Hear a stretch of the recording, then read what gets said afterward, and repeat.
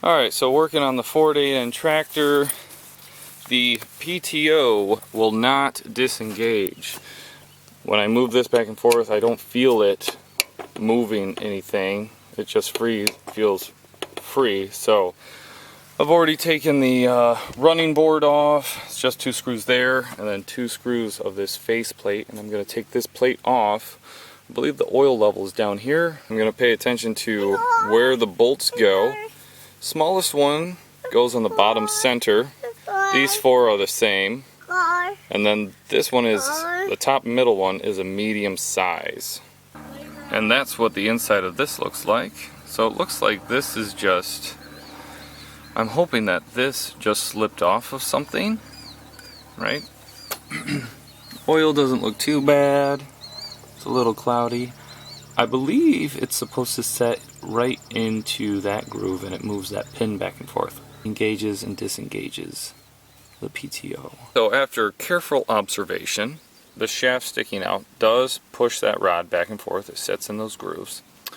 The roller pin that keeps this handle connected to this pin sheared off, and put this cotter pin in there temporarily to act as a rolling pin. I now have engage and disengage the PTO. I'm gonna put this all back together, fire it up, and confirm that's what it was.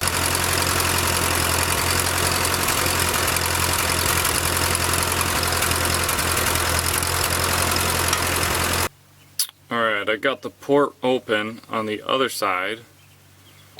And as you can see, so I'm just getting a lot of play in the handle. So I'm not sure what that means.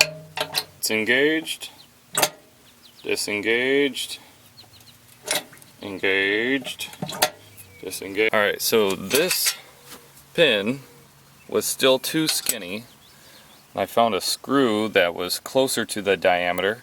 And I tore this whole thing apart again because I thought I ruined the internals of the tractor, but there was just so much play in this in the cotter pin that I had in there that it wasn't moving back and forth. And so now we can engage and disengage. The internals are not destroyed, thank goodness. It was just a tiny pin that was causing trouble. Gave me a heart attack.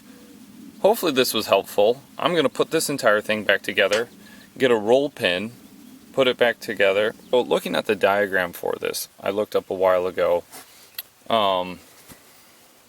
there's actually a little bit of linkage. So when I pull this apart, you would have seen the cone shape, and then it had that angled arm. We'll call it a finger that would, pull the shaft back. There's actually, so there's this shaft, and then there's a vertical bar that comes down to that arm, which allows this to have some give. So instead of just on off, there's actually a little bit of play there so that you can rest it all the way back and engage it. So that was something cool to learn. You can still see there's a lot of play between this arm and that and this shaft with just this screw in there. So I'm gonna have to definitely get a bigger roll pin so that there's not so much play, but that engages and disengages